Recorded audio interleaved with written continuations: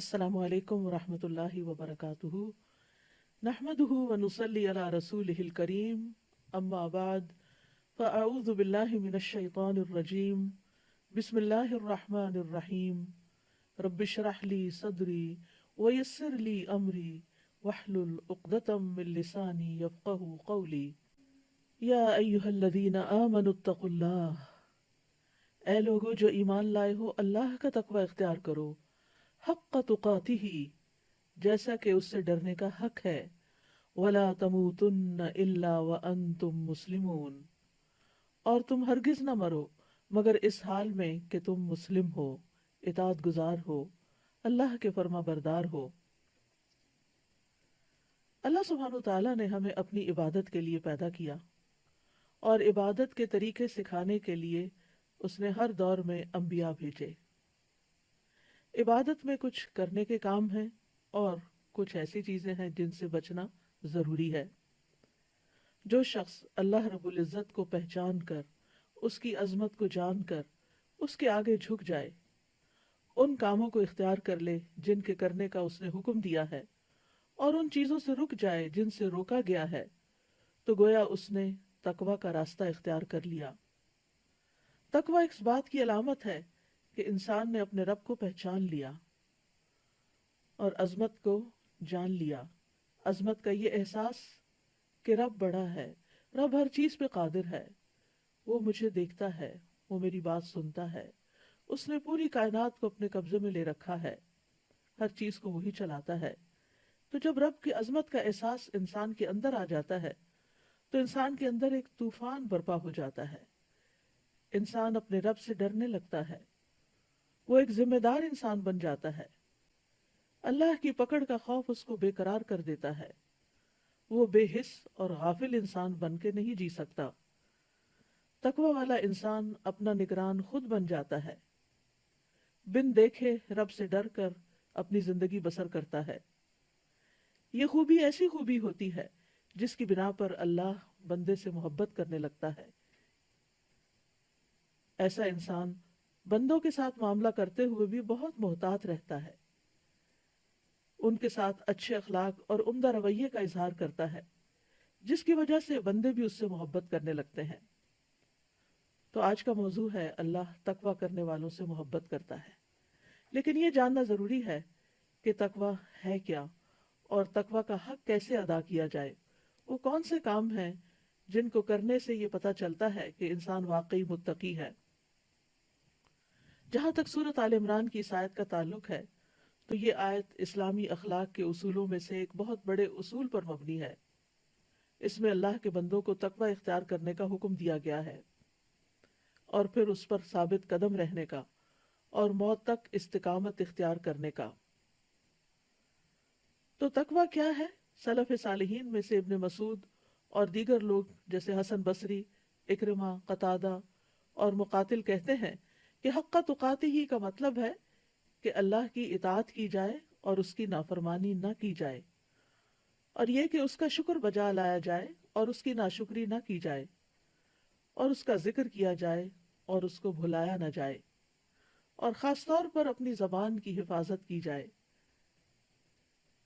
انس رضی اللہ عنہ سے روایت ہے، وہ کہتے ہیں کہ کوئی بندہ اس وقت تک اللہ سے اس طرح نہیں ڈر سکتا جس طرح کے ڈرنے کا حق ہے، حق تقاتہ ہی ہے، جب تک وہ اپنی زبان کی حفاظت نہ کرے۔ تو کرنے کے کاموں میں سب سے زیادہ اپنی ہی زبان کے شر سے بچنے کی ضرورت ہے۔ اور وَلَا تَمُوتُنَّ إِلَّا وَأَنْتُمْ مُسْلِمُونَ، اور تمہیں ہرگز موت نہ آئے مگر یہ کہ تم اسلام کی حالت میں ہو، یعنی اپنی صحت اور سلامتی کے زمانے میں اللہ کی اطاعت پر قائم رہو اور تمہارا خاتمہ بھی اسی پر ہو۔ انسان کو یہ تو نہیں پتا کہ وہ کب مرے گا، لیکن کیونکہ یہ بات اس کے کنٹرول میں نہیں، ہاں اس کا اپنا حال اس کے کنٹرول میں ہوتا ہے کہ وہ اس میں کیا کرتا ہے۔ تو گویا مرتے دم تک، کیونکہ موت کا پتہ نہیں، تو ساری زندگی ہی اللہ کی اطاعت میں گزاری جائے تاکہ جب انسان مرے تو پھر اللہ کا فرما بردار ہو کر مرے، کیونکہ جس طرح کی انسان کی زندگی ہوگی اسی طرح کی موت ہوگی، اور جس طرح کی موت ہوگی اسی حال پر انسان اٹھایا جائے گا۔ یعنی جو شخص جیسی زندگی بسر کرتا ہے اسی کے مطابق اس کو موت آتی ہے اور اسی کے مطابق پھر وہ قبر سے اٹھایا جائے گا. تو اللہ سبحانہ تعالیٰ ہم سب کو توفیق دے کہ ہم اللہ کی اطاعت میں ہی زندگی بسر کریں اور حقیقی معنوں میں ہمارے اندر تقوی پیدا ہو جائے.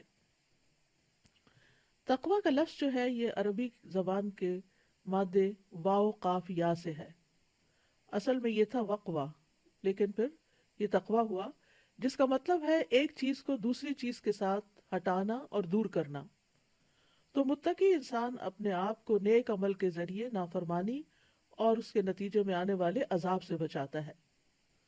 تقوی کا معنی ہے الصیانہ، عربی میں الصیانہ، الحذر، الحمایہ اور الحفظ.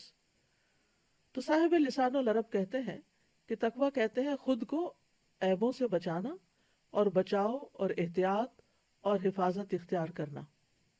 یعنی شریعت میں کمال درجے پر ہر اس چیز سے بچنا جو قیامت کے دن نقصان دے، یعنی اللہ تعالیٰ کے اوامر کو بجا لانا اور نواہی سے اجتناب کرنا. متقین وہ ہوتے ہیں جو گناہوں سے بچتے ہیں اور فرائض ادا کر کے اپنے آپ کو عذاب سے بچاتے ہیں. حضرت علی رضی اللہ عنہ کہتے ہیں کہ تقوی گناہوں پر اصرار کو چھوڑ دینا ہے. یعنی انسان کمزور ہے، انسان سے گناہ ہو جاتے ہیں، لیکن متقی انسان گناہ پر اصرار نہیں کرتا، غلطی ہونے پر وہ فوراً اللہ کی طرف رجوع کرتا ہے. اور فرمایا کہ تقوی کیا ہے؟ الخوف من الجلیل والعمل بالتنزیل والقناعۃ بالقلیل والاستعداد لیوم الرحیل. اللہ عز و جل سے ڈرنا، وحی الہی یعنی قرآن و سنت پر عمل کرنا، تھوڑے پر قناعت کرنا اور موت کی تیاری کرنا، اور یہ کہ تمہارے اور تمہارے رب کے درمیان کوئی بچاؤ ہو، یعنی اللہ کے عذاب سے بچ جاؤ. ان تجعل بینک و بین عذاب اللہ وقایا. اور پھر یہ کہ تقوی یہ ہے کہ انسان اللہ کی عبادت ایسے کرے جیسے اس کو دیکھ رہا ہے، اور اگر وہ نہیں دیکھتا تو اللہ تو اس کو دیکھتا ہی ہے، اور یہی تعریف احسان کی بھی ہے. ابن قیم رحمۃ اللہ علیہ تقوی کی مختلف شرعی تعریفات بیان کرتے ہوئے کہتے ہیں کہ حقیقت میں شرعی تقوی اللہ کی اطاعت میں کیا جانے والا وہ عمل ہے جو ایمان کی حالت میں اور اجر کی نیت رکھتے ہوئے اللہ کے احکامات پر عمل کرنے اور اس کی منہیات کہتے ہیں جن چیزوں سے منع کیا گیا ہے اس سے بچنے کی صورت میں سر انجام دیا جاتا ہے. بس اللہ نے جو حکم دیا ہے متقی انسان حکم دینے والے پر ایمان لاتے ہوئے اور اس کے وعدے کی تصدیق کرتے ہوئے اس پر عمل کرتا ہے، اور جس چیز سے اللہ نے منع کیا ہے وہ منع کرنے والے پر ایمان لاتے ہوئے یعنی اللہ سبحانہ تعالیٰ پر ایمان لاتے ہوئے اور اس کے عذاب سے ڈرتے ہوئے اس کو چھوڑ دیتا ہے. بعض سلف تو یہ بھی کہتے ہیں کہ تم تقوی کی حقیقت کو اس وقت تک نہیں پہنچ سکتے جب تک کہ تم ایسے کام بھی نہ چھوڑ دو جن میں کوئی حرج نہیں، اسی بات سے بچتے ہوئے کہ حرج والے کاموں میں نہ پڑ جاؤ. تم مباح چیزیں بھی اس لیے چھوڑ دو کہ ممنوع سے بچ جاؤ. فیروز آبادی کہتے ہیں کہ تقوی سے مراد ہر اس چیز سے پرہیز کرنا ہے جس میں نقصان ہو، یعنی نقصان دینے والی اور خصوصاً آخرت میں نقصان دینے والی چیزوں سے بچنا، اور وہ ہے نافرمانی اور فضول کام، لغو کام. اسی طرح ابن عمر رضی اللہ عنہ کہتے ہیں کہ بندہ تقوی کی اصل حقیقت کو نہیں پہنچ سکتا جب تک کہ وہ بات بھی نہ چھوڑ دے جو دل میں کھٹکتی ہو، یعنی دل میں شک ڈالنے والی اور کھٹکنے والی بات کو بھی چھوڑ دینا چاہیے. اسی طرح یہ بھی کہا گیا ہے کہ تقوی سے مراد نفس کی لذتوں کو ترک کر دینا اور خواہشات کی مخالفت کرنا ہے. عمر رضی اللہ عنہ نے ابی ابن کعب سے تقوی کے بارے میں پوچھا تو انہوں نے کہا کیا آپ خاردار رستے سے گزرے ہیں؟ انہوں نے کہا کیوں نہیں؟ ابی ابن کعب نے کہا تو آپ کیا کرتے ہیں؟ عمر رضی اللہ عنہ کہتے ہیں سمٹ کر کپڑے بچا کر اور بھرپور کوشش کر کے احتیاط سے گزرتا ہوں. ابی ابن کعب نے کہا یہی تقوی ہے، یعنی گویا دنیا ایک خاردار جنگل ہے جس میں طرح طرح کی آزمائشیں ہیں، اس میں انسان کے لیے اٹریکشنز ہیں، ڈسٹریکشنز ہیں، جس کی وجہ سے وہ اپنے سیدھے راستے سے بھٹک جاتا ہے. تو انسان ایسی تمام چیزوں میں الجھنے کی بجائے، ان تمام امور میں پڑنے کی بجائے جو انسان کو اللہ سے دور لے جائیں، وہ بچتے سنبھلتے ہوئے سیدھے رستے پر چلتا رہے تاکہ اپنی منزل کو پہنچ سکے۔ بعض علماء کہتے ہیں تقوی تمام کا تمام اس آیت میں جمع ہے، اور وہ آیت ہے ان اللہ یأمر بالعدل والإحسان وإیتاء ذی القربى وینہی عن الفحشاء والمنکر والبغی یعظکم لعلکم تذکرون۔ بے شک اللہ حکم دیتا ہے عدل کا، احسان کا، رشتہ داروں کو دینے کا، اور روکتا ہے بے حیائی کے کاموں سے، برائیوں سے اور سرکشی سے۔ وہ تم کو نصیحت کرتا ہے تاکہ تم نصیحت حاصل کرو۔ تو اس میں کرنے کے کام بھی بتا دیے گئے اور جن چیزوں سے رکنا چاہیے ان کے بارے میں بھی بتا دیا گیا۔ اسی طرح رسول اللہ صلی اللہ علیہ وسلم کی ایک حدیث سے ہمیں پتہ چلتا ہے کہ تقوی کا مقام دل ہے، کیونکہ دل ہمارے سارے اعضاء کو کنٹرول کرتا ہے، باقی اعضاء اسی کی بات مانتے ہیں۔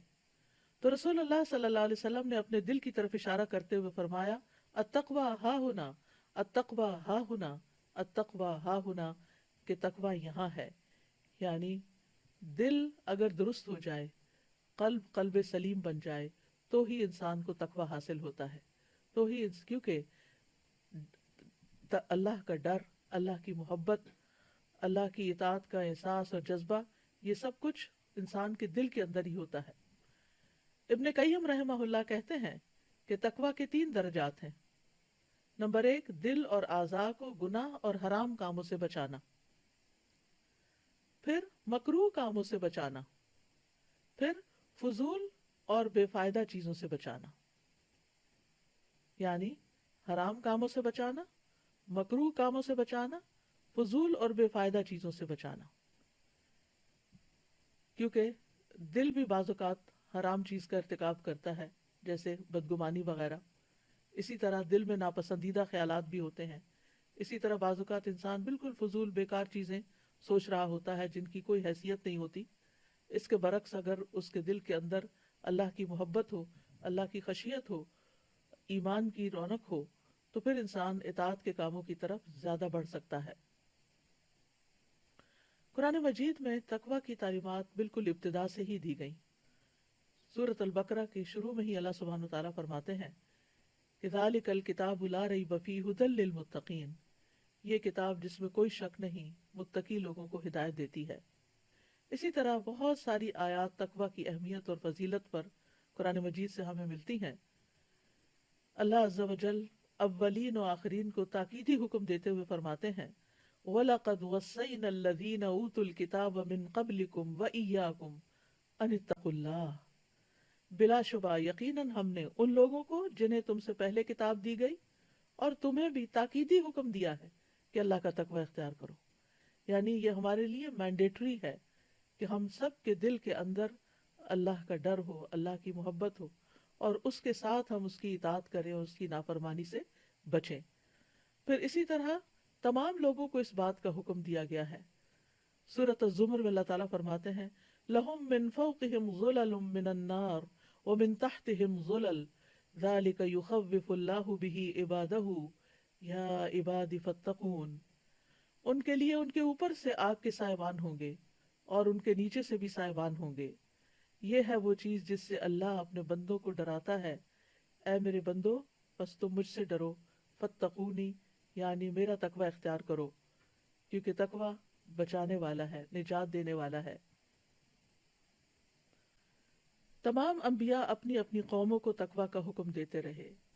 نوح علیہ السلام نے کہا اذ قال لهم اخوهم نوح الا تتقون، جب ان سے ان کے بھائی نے نوح علیہ السلام نے کہا کیا تم تقوی اختیار نہیں کرتے۔ سورۃ الشعراء میں متعدد پیغمبروں کی بات کرتے ہوئے اللہ سبحانہ وتعالیٰ اسی انداز میں حضرت ہود کے بارے میں فرماتے ہیں اذ قال لهم اخوهم هود الا تتقون، ان کے بھائی ہود نے ان سے کہا کیا تم تقوی اختیار نہیں کرتے۔ اذ قال لهم اخوهم صالح الا تتقون، جب ان سے ان کے بھائی صالح نے کہا کیا تم تقوی اختیار نہیں کرتے۔ اذ قال لهم اخوهم لوط الا تتقون، جب ان کے بھائی لوط نے ان سے کہا کیا تم تقوی اختیار نہیں کرو گے۔ اذ قال لهم شعیب الا تتقون، جب ان کے بھائی شعیب نے کہا، جب ان سے شعیب علیہ السلام نے کہا کیا تم تقوی اختیار نہیں کرتے۔ وإبراهيم إذ قال لقومه اعبدوا الله واتقوه ذلكم خير لكم إن كنتم تعلمون.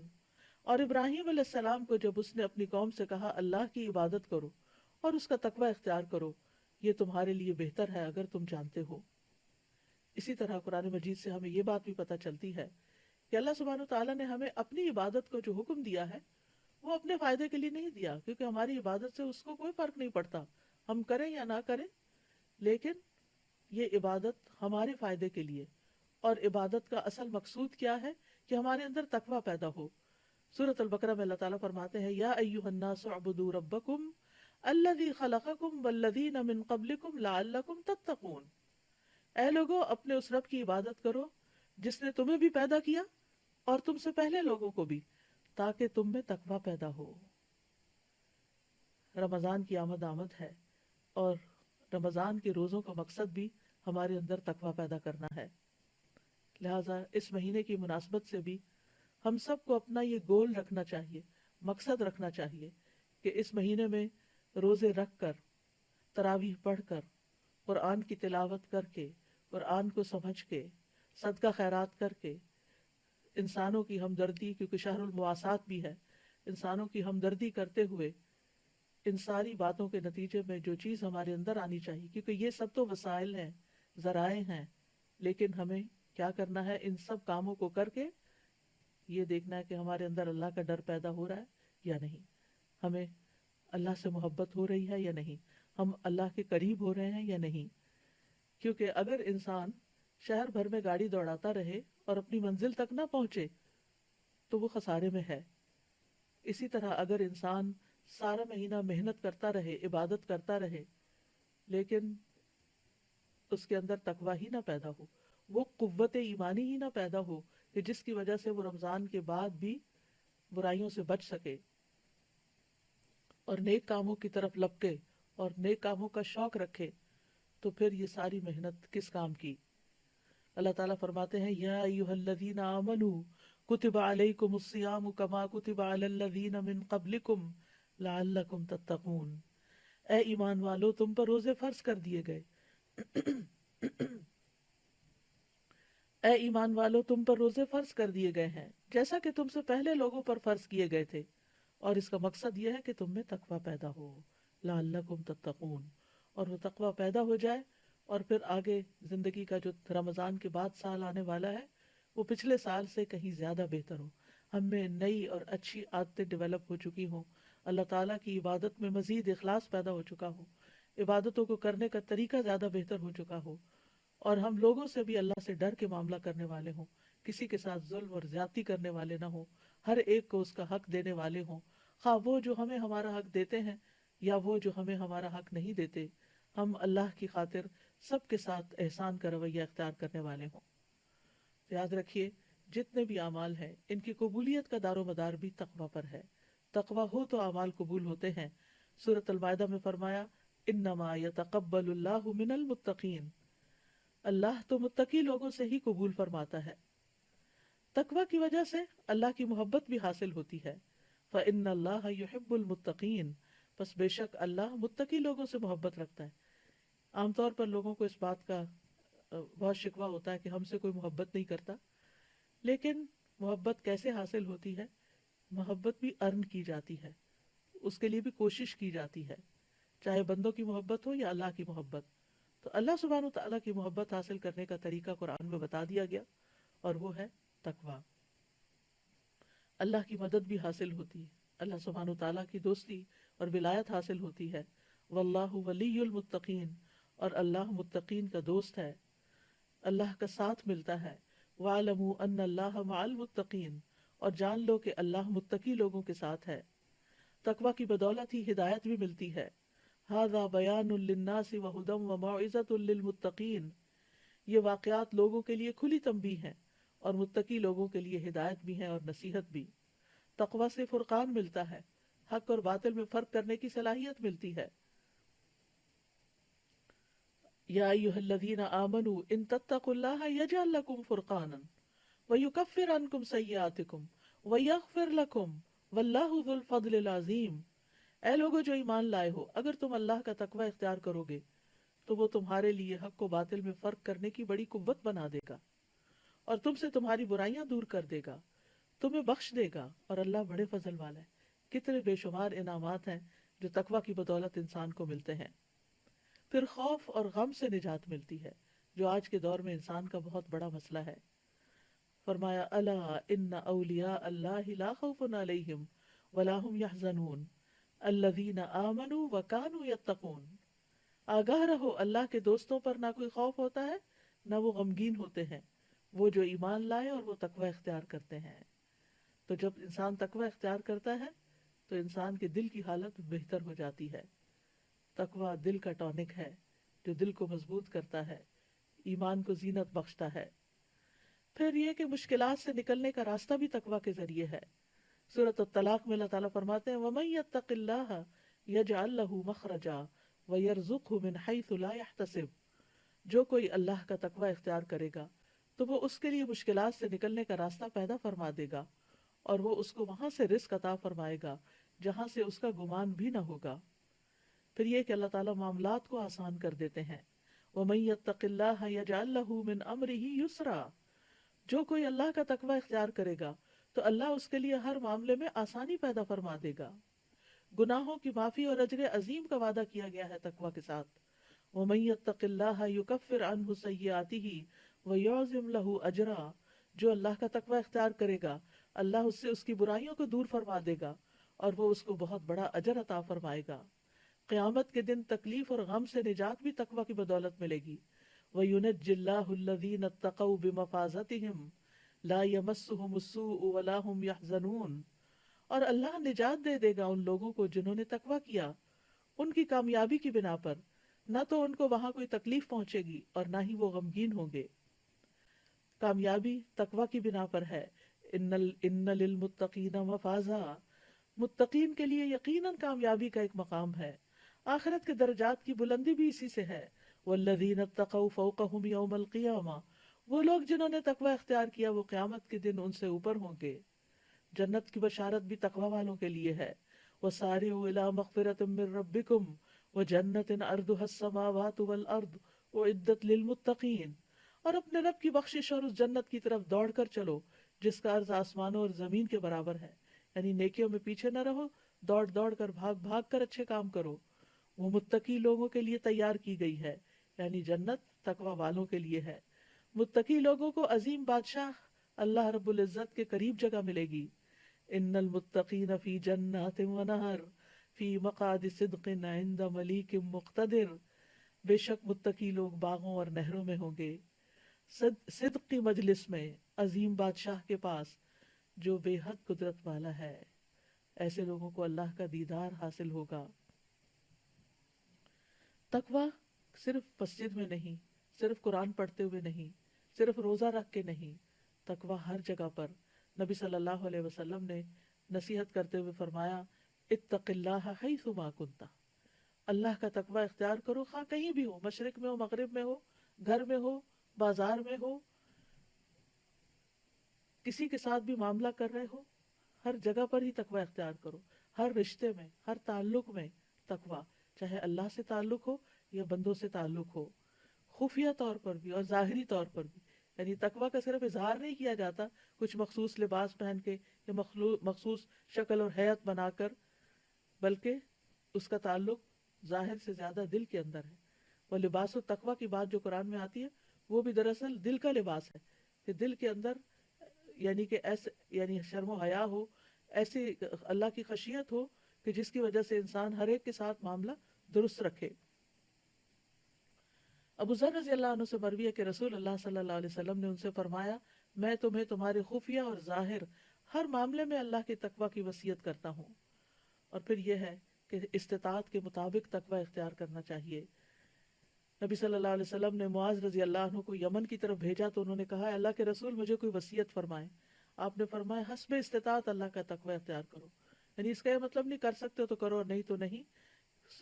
سورۃ آل عمران کی اس آیت نے کہ حق تقاتی ہی کی بات کر کے کہ اس کا حق ادا کرو، کیونکہ تقوی ہر نیکی کی بنیاد ہے، ہر نیکی کی جڑ ہے، ہر خیر کو جمع کرنے کا ذریعہ ہے، اور تقوی ہمارے اعمال کو خوبصورت بنا دیتا ہے۔ ابو ذر کہتے ہیں میں نے عرض کیا یا رسول اللہ مجھے کوئی نصیحت فرمائیے. آپ نے فرمایا میں تمہیں اللہ کے تقوی کی نصیحت کرتا ہوں کیونکہ تقوی تمہارے تمام معاملات کو خوبصورت بنانے والا ہے. اللہ کے ہاں عزت بھی تقوی والوں کی ہے. ان اکرمکم عند اللہ اتقاکم. آپ سے پوچھا گیا سب سے زیادہ معزز کون ہے؟ تو آپ نے فرمایا وہ جو سب سے زیادہ متقی ہو، وہ سب سے زیادہ عزت والا ہے. کہ ان اکرمکم عند اللہ اتقاکم. امام شافعی کہتے ہیں جس کو تقوی معزز نہ بنائے اس کے لیے کوئی عزت نہیں. یعنی جو تقوی اختیار کر کے باعزت نہیں بنا وہ باعزت نہیں ہے. قیامت کے دن تقوی والوں کو نبی صلی اللہ علیہ وسلم کا ساتھ ملے گا. معاذ بن جبل کہتے ہیں کہ رسول اللہ صلی اللہ علیہ وسلم نے فرمایا بے شک تمام لوگوں میں سب سے زیادہ میرے قریب متقی ہیں، خواہ وہ کوئی بھی ہو اور کہیں بھی ہو. یعنی کسی بھی رنگ کے، نسل کے، کسی بھی علاقے کے، اور کہیں بھی رہتے ہوں، قریب رہتے ہوں یا دور رہتے ہوں. لیکن قیامت کے دن جتنا زیادہ جس کے اندر تقوی ہوگا وہ اتنا ہی زیادہ نبی صلی اللہ علیہ وسلم کے قریب ہوگا. تقوی کو بڑھانے کے لیے کیا کرنا چاہیے؟ نمبر 1، اللہ کی کتاب کو مضبوطی سے پکڑنا چاہیے. سورۃ البقرہ میں اللہ تعالیٰ بنی اسرائیل سے مخاطب ہو کے فرماتے ہیں وَإِذْ أَخَذْنَا مِيثَاقَكُمْ وَرَفَعْنَا فَوْقَكُمُ الطُّورَ خُذُوا مَا آتَيْنَاكُمْ بِقُوَّةٍ وَاذْكُرُوا مَا فِيهِ لَعَلَّكُمْ تَتَّقُونَ. جب ہم نے تم پر طور پہاڑ کو بلند کر کے تم سے پختہ عہد لیا تھا، کیا عہد تھا؟ کہ جو کتاب ہم نے تمہیں دی ہے اس پر مضبوطی سے عمل پیرا ہونا، اور جو احکام اس میں درج ہیں انہیں خوب یاد رکھنا، شاید کہ تم متقی بن جاؤ. تو اس سے یہ پتہ چلتا ہے کہ تقوی کے لیے سب سے اہم چیز قرآن مجید کو پکڑ کے رکھنا، اسے پڑھنا، اسے سمجھنا، اس میں تدبر کرنا اور اسے زندگی بھر کا ساتھی بنانا تاکہ وہ قبر میں بھی ہمارا ساتھی ہو. دوسری چیز سنت رسول اللہ صلی اللہ علیہ وسلم کی پیروی کرنا. ایک شخص نے عمر بن عبدالعزیز کو لکھا جس میں اس نے تقدیر کا مسئلہ پوچھا، تو انہوں نے جواب میں لکھا اما بعد میں تمہیں اللہ سے ڈرنے کی وصیت کرتا ہوں، اور یہ کہ اس کے معاملے میں اعتدال سے کام لو، اللہ کے نبی کی سنت کا اتباع کرو اور بدعت کرنے والوں کی بدعات سے دور رہو جبکہ آپ کی سنت جاری ہو چکی ہے. اس میں لوگوں کی ضروریات پوری ہو چکی، پس سنت کو لازم پکڑو کیونکہ اللہ کے اذن سے وہ تمہارے لیے بچاؤ کا ذریعہ ہے. پھر اللہ کے راستے کی اتباع کرنا اور دوسرے راستے چھوڑ دینا. وَأَنَّ هَذَا صِرَاطِي مُسْتَقِيمًا فَاتَّبِعُوهُ وَلَا تَتَّبِعُوا السُّبُلَ فَتَفَرَّقَ بِكُمْ عَنْ سَبِيلِهِ ذَلِكُمْ وَصَّاكُمْ بِهِ لَعَلَّكُمْ تَتَّقُونَ. اور بلا شبہ یہی میری سیدھی راہ ہے، لہٰذا اسی پر چلتے رہو اور دوسری راہوں پر نہ چلو ورنہ تمہیں اللہ کے راستے سے جدا کر دیں گی. اللہ نے تمہیں انہی باتوں کا حکم دیا ہے شاید کہ تم متقی بن جاؤ. تو صراط مستقیم کی پیروی کرتے رہنا یہ انسان کو تقوی کے اوپر جما دیتا ہے. پھر ہدایت پر استقامت اختیار کرنا والذین اہتدوا زادہم ھدی وآتاہم تقواہم. جن لوگوں نے ہدایت پائی اللہ ان کو اور زیادہ ہدایت دیتا ہے اور تقوی عطا کر دیتا ہے. تو ہدایت کے راستے پر رہنا جو ہے وہ انسان کو تقوی کے حصول میں مدد دیتا ہے. تقوی کے حصول کے لیے دعا بھی کرنی چاہیے. صحیح مسلم میں ایک دعا آتی ہے جس میں براہ راست تقوی کا سوال کیا گیا ہے اللہم انی اسألک الہدی والتقی والعفاف والغنی. اے اللہ میں تجھ سے ہدایت، تقوی، پاک دامنی اور غنا کا سوال کرتا ہوں. اللہم آت نفسی تقواہا وزکیہا انت خیر من زکاہا انت ولیہا ومولاہا. اے اللہ میرے نفس کو تقوی دے، اس کو پاکیزہ کر دے، تو ہی اس نفس کو سب سے بہتر پاک کرنے والا ہے اور تو ہی اس کا کارساز اور مولا ہے. اور چوتھی چیز ہے صحبت صالح. اگر انسان ایسے لوگوں کے ساتھ رہتا ہے جو اپنی زبان کی حفاظت کرتے ہیں، جو اپنی نگاہوں کی حفاظت کرتے ہیں، جو اپنے منہ میں لے جانے والے لقمے کی حفاظت کرتے ہیں کہ وہ حرام کا نہ ہو حلال کا ہو، تو ایسے لوگ ان کی کمپنی میں رہنا انسان کو تقوی میں مددگار ہوتا ہے. آیت کے آخری حصے میں فرمایا وَلَا تَمُوتُنَّ إِلَّا وَأَنْتُمْ مُسْلِمُونَ. اور تمہیں موت نہ آئے مگر یہ کہ تم مسلمان ہو. یعنی ساری زندگی تقوی پر قائم رہو، استقامت اختیار کرو تاکہ مرتے وقت بھی تم اللہ کے فرما بردار ہو. تو گویا دوسرے لفظوں میں پھر تقوی کیا ہوا؟ مسلسل اللہ کی فرما برداری کی حالت میں رہنا اور اس کے لیے تگ و دو کرنا۔ ہم سب جانتے ہیں کہ موت ایک اٹل حقیقت ہے، ہم میں سے ہر ایک کو واپس جانا ہے۔ کل نفس ذائقۃ الموت، ہر شخص کو موت کا مزہ چکھنا ہے، لہٰذا اس کی تیاری بہت ضروری ہے۔ دنیا میں اگر ایک چھوٹا سا سفر بھی درپیش ہو تو گھنٹوں پہلے اور بعض اوقات دنوں اور ہفتوں اور مہینوں پہلے تیاری شروع کر دیتے ہیں، لیکن موت کے لیے ہم کیا تیاری کر رہے ہیں؟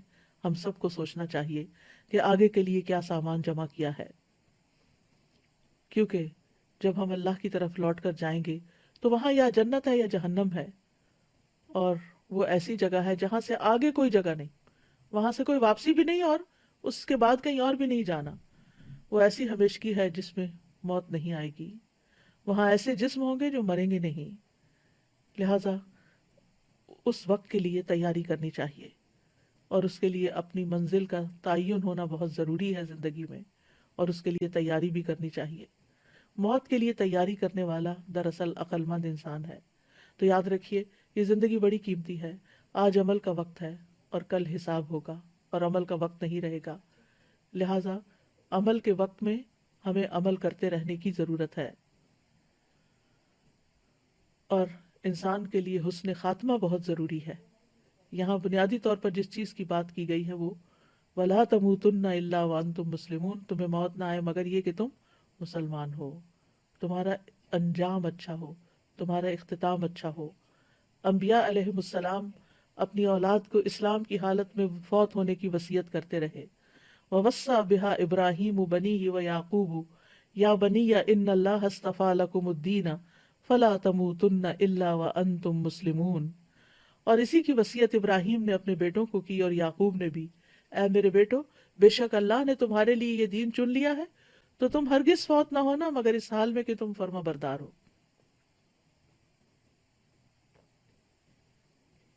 اللہ سبحانہ وتعالیٰ نے نبی صلی اللہ علیہ وسلم کو آخر دم تک اپنی عبادت کا حکم دیا، وَعْبُدْ رَبَّكَ حَتَّى يَأْتِيَكَ الْيَقِينُ، اور اپنے رب کی عبادت کیجیے حتیٰ کہ آپ کے پاس یقینی بات یعنی موت آ جائے۔ تو جو لوگ نیکی کے راستے پر فوت ہوں ان کے لیے موت کے وقت خوشخبریاں ہوں گی۔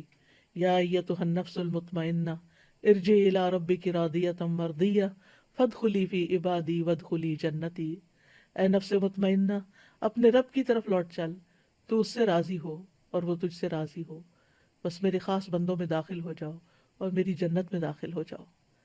کتنا خوبصورت پیغام آئے گا رب کی طرف سے ان لوگوں کے لیے جو فرما برداری کی حالت میں اپنی جان دیں۔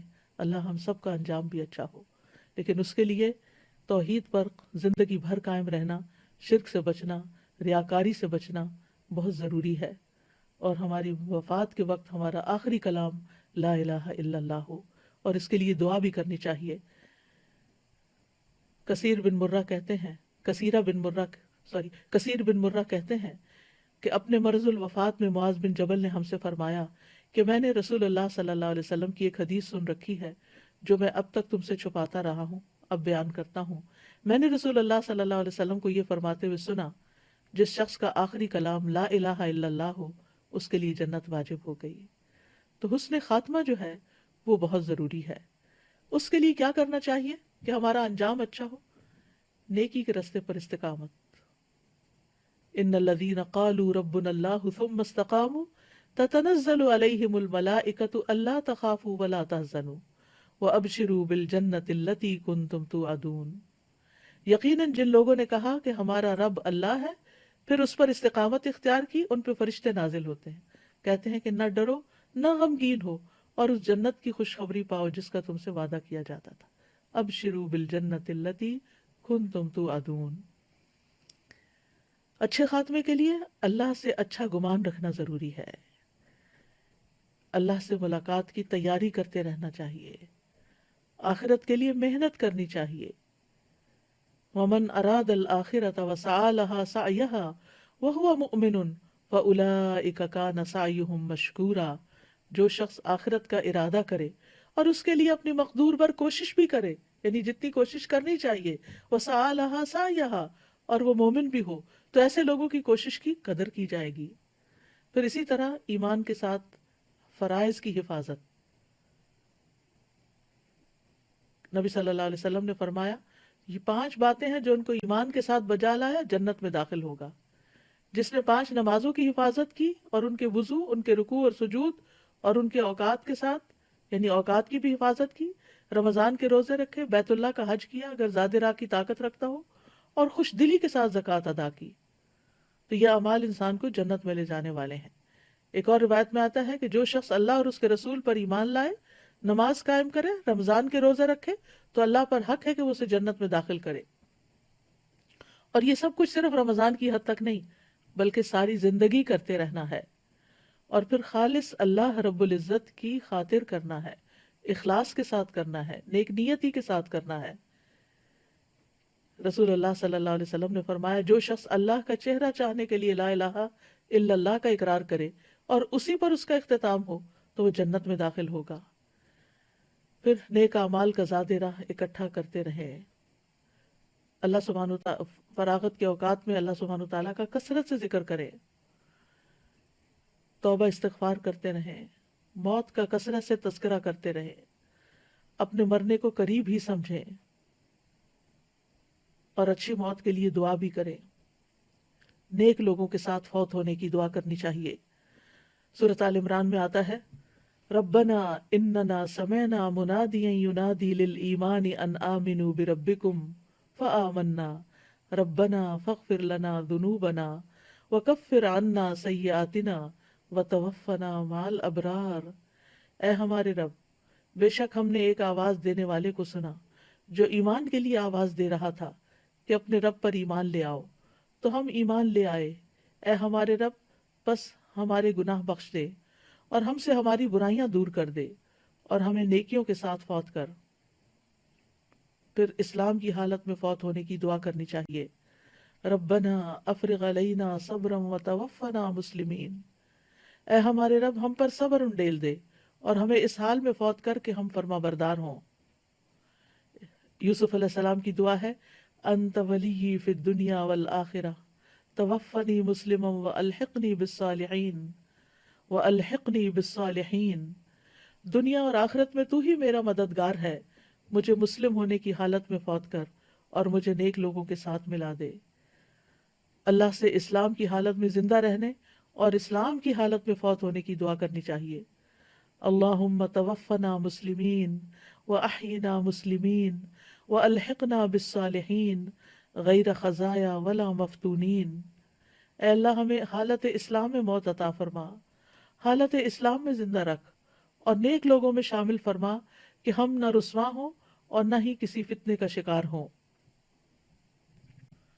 تو پھر کرنے کے کام کیا ہیں؟ ہمیں تقوی اور اسلام کے ساتھ زندگی بسر کرنی ہے. تقوی دل کے حال کا نام ہے اور اسلام ظاہر کا نام ہے، یعنی اپنے ظاہر اور باطن کو خوبصورت بنانا ہے. اور پھر اللہ سبحانہ وتعالیٰ کی خاطر زندگی بسر کرنی ہے، اپنے فرائض ادا کرنے ہیں، کسی نیکی کو حقیر نہیں سمجھنا چاہے وہ کتنی ہی چھوٹی کیوں نہ ہو. نبی صلی اللہ علیہ وسلم نے فرمایا اللہ عز و جل سے ڈرو اور کسی نیکی کو حقیر مت سمجھو، اگرچہ وہ نیکی اپنے ڈول سے کسی پانی مانگنے والے کے برتن میں پانی ٹپکانا ہی کیوں نہ ہو. پھر اللہ سے ڈرتے ہوئے گناہ چھوڑنے ہیں. رمضان بہترین موقع ہے کہ جس میں ہم گناہوں کو چھوڑ دیں، نمازوں کی پابندی کریں اور بہت سارے نیکی کے کام کریں، قرآن پڑھیں، دعائیں مانگیں کیونکہ روزہ دار کی دعا قبول ہوتی ہے. تراویح کا اہتمام کریں. اس سال کرونا وائرس کی وجہ سے لوگ مسجدوں میں اگر نہیں جا سکتے اور احتیاط کے تقاضے کے تحت اگر اجتماعی عبادت نہیں ہو سکتی، ہر کوئی اپنے اپنے گھر پر ہے، تو خاص طور پر تراویح کے وقت آپ مصحف کھول کر، چاہے آپ اپنے موبائل سیل سے فون سے کھولیں یا آپ قرآن مجید سے کھولیں، دیکھ کر تراویح پڑھ سکتے ہیں. اور اگر گھر میں زیادہ لوگ ہیں تو ایک شخص دیکھ کر تراویح لیڈ بھی کر سکتا ہے، یعنی مصحف سے دیکھ کر بھی پڑھا سکتے ہیں. حضرت عائشہ رضی اللہ تعالیٰ عنہ کے غلام تھے ذکوان، وہ مصحف سے دیکھ کر نماز لیڈ کرتے تھے. پھر اسی طرح ہم اپنی زندگیوں کا محاسبہ کریں، جائزہ لیں کہ ہمارے اندر کون کون سے حرام کام ہیں، تو اللہ کے ڈر سے ان کو چھوڑ دیں. اپنی خواہشات قابو میں رکھیں. روزہ تو ہمیں سیلف کنٹرول سکھاتا ہے. جن چیزوں کے لیے ٹمپٹیشن ہوتی ہے ان کو انسان روزے میں چھوڑ دیتا ہے، چاہے کتنی ہی پسند کی چیز کیوں نہ ہو۔ تو اسی طرح بری خواہشات پر بھی قابو رکھیں، اپنی نظروں کی حفاظت کریں۔ نظروں کی حفاظت میں صرف ظاہری طور پر نہیں بلکہ موبائلز کے اوپر بھی، فونز کے اوپر بھی تصویریں دیکھنا، عورتوں کے لیے مردوں کی یا مردوں کے لیے عورتوں کی، یا پونز یعنی ننگی تصویریں دیکھنا، یہ سب کچھ حرام میں آتا ہے، اس سے انسان کو بچنا چاہیے۔ پھر اپنی زبان کی حفاظت کریں، اپنے باطن کی حفاظت، اپنے خیالات کی حفاظت۔ ابن تیمیہ رحمۃ اللہ علیہ کہتے ہیں کہ جب آپ باطنی چیزوں کو اچھا کر لیں گے تو اللہ ظاہری چیزوں کو بھی اچھا کر دے گا، یعنی اندر سے اٹھے گا، اندر کو اچھا کرنے کی فکر کریں تو ظاہر خود بخود ٹھیک ہو جائے گا۔ لباس کے معاملے میں اللہ کا تقوی اختیار کریں، لوگوں سے بے نیاز رہیں، مخفی رہیں، لوگوں سے بہت زیادہ ایکسپیکٹیشنز نہیں رکھے، خاموشی سے کام کریں، نیکیاں چھپ چھپ کر نیکیاں کریں، اپنے ساتھ اپنے گھر والوں کو بھی تقوی کی نصیحت کریں۔ قوا انفسکم و اہلیکم کی تفسیر میں مجاہد کہتے ہیں تم اپنے آپ کو اور اپنے گھر والوں کو اللہ کا تقوی اختیار کرنے کی نصیحت کرو اور انہیں ادب سکھاؤ۔ پھر خادموں کے ساتھ نرم سلوک کریں، جانوروں کے ساتھ اچھا برتاؤ کریں کیونکہ ان کے بھی ہم پر حقوق ہیں۔ نبی صلی اللہ علیہ وسلم نے فرمایا تھا ان بے زبان جانوروں کے معاملے میں اللہ کا تقوی اختیار کرو۔ تقوی کی خاطر صلہ رحمی کریں، رشتہ داروں کو میسج بھی بھیجیں، لیکن ایک بات سے پرہیز کریں کہ ہر شخص اٹھتا ہے اور ایک میسج رمضان مبارک کا سب کو گروپس میں ادھر ادھر پوسٹ کرنا شروع کر دیتا ہے، جس سے میسیجز کی تعداد بہت زیادہ بڑھ جاتی ہے۔ تو اس طرح کے کاموں سے بھی ذرا پرہیز کریں تاکہ دوسروں کا وقت ضائع نہ ہو، اور زیادہ سے زیادہ وقت کو یعنی رمضان کے انتہائی قیمتی وقت کو اللہ تعالیٰ کے ذکر اذکار میں گزاریں اور نیکیوں میں اور عبادت کے کاموں میں گزاریں، نہ کہ سارا وقت موبائل پہ میسیجز ہی چیک کر کے جواب دیتے رہیں۔ پھر یہ کہ لوگوں سے درگزر کریں، وَأَن تَعْفُوا أَقْرَبُ لِلتَّقْوَىٰ، معاف کرنا تقوی کے سب سے زیادہ قریب ہے۔ اپنے شر سے لوگوں کو بچائیں، تقوی والوں سے دلی تعلق رکھیں کیونکہ قیامت کے دن وہی آپ کے دوست ہوں گے۔ الأخلاء يومئذ الأخلاء يومئذ بعضهم لبعض عدو إلا المتقين، اس دن متقین کے علاوہ سب دوست ایک دوسرے کے دشمن ہو جائیں گے، لہذا تقوی والوں سے محبت کریں اور ان کی کمپنی میں رہیں۔ نبی صلی اللہ علیہ وسلم نے فرمایا مومن آدمی کے علاوہ کسی کی صحبت اختیار نہ کرو اور تمہارا کھانا سوائے متقی کے کوئی نہ کھائے۔ اگر کوئی تقوی کی نصیحت کرے تو اس کو قبول بھی کریں۔